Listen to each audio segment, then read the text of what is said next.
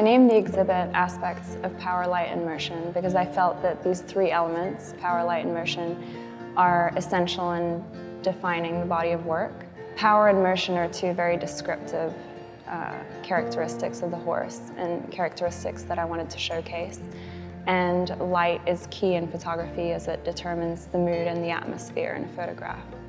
I grew up in Switzerland, and I grew up in a very suburban lifestyle.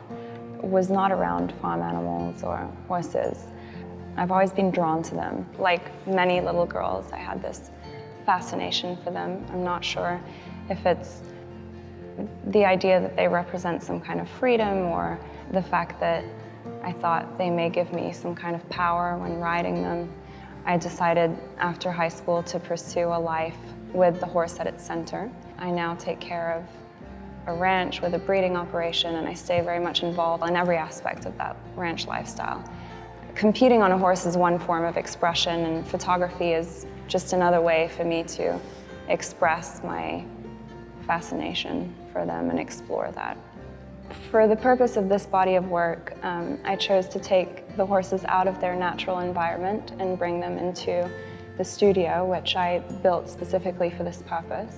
The horses are photographed against a black background with studio lighting strictly, no natural lighting.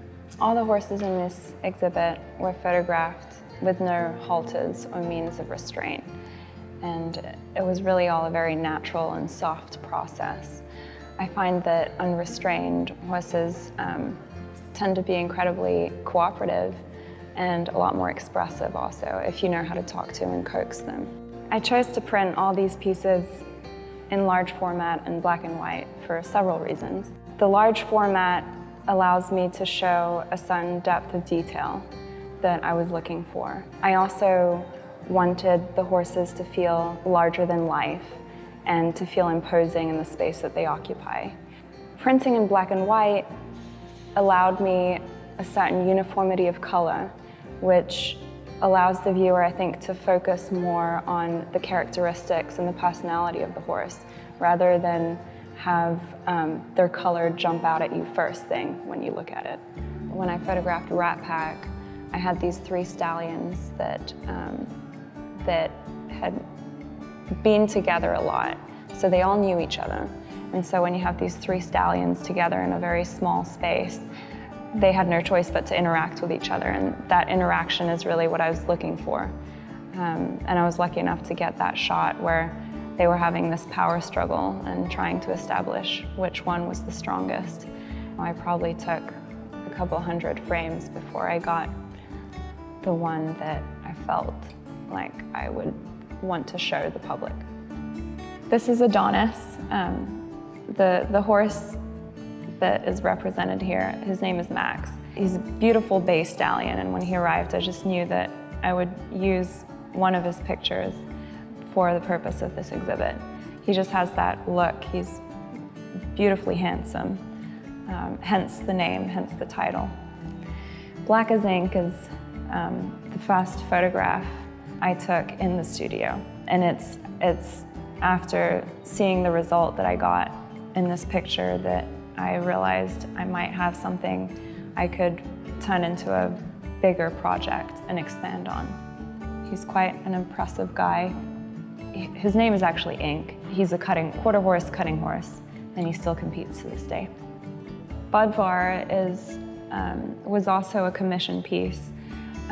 His owners rescued and took care of quite a few Clydesdale horses, hence the name Budvar, the Budweiser horse. I think he was in fairly bad shape when his new owners got him, and they gave him a second chance at life. And these horses are huge. It was the first time I'd really been around Clydesdales that close to them, and it was a great experience to work with such gentle giants.